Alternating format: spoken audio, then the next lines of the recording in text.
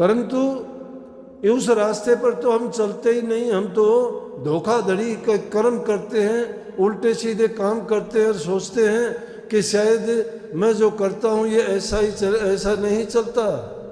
उसके हाथ में सब लाखों आंखों से वो देखता है और सबके हिसाब रखता है।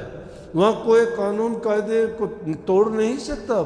बड़े लंबे चौड़े कानून हैं, उनमें ना कोई परिवर्तन कर सकता है।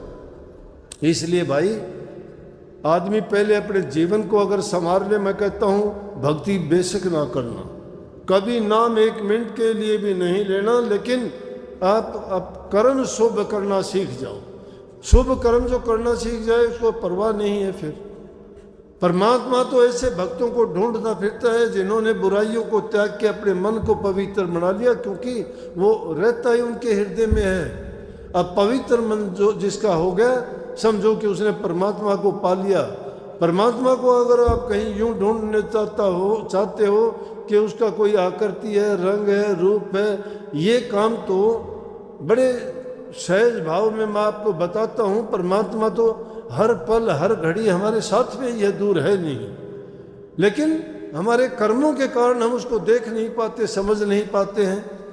हमें जब ज़रूरत पड़ती है किसी काम में, बहुत हम दुखी हो जाते हैं, और कोई भी आदमी उस वक्त में आके हमारी मदद करता है। जान लेना चाहिए कि जिसको हम जानते नहीं, कोई उसका मतलब नहीं है, फिर भी हमारी मदद करता है। हमने तो याद परमात्मा को किया था, लेकिन काम हमारा सहज में किसी आदमी ने कर दिया, तो किसने किया? परमात्मा ने किया। उस वक्त में वो परमात्मा की प्रेरणा से ही वो इंसान परमात्मा रूप होकर अपना काम करता है। और ये जरूरी नहीं है कि ज्ञान आपको यहीं से मिले, गुरु से मिले। दत्तात्रेय जी ने 24 गुरु बनाए थे, हर चीज से ज्ञान मिला।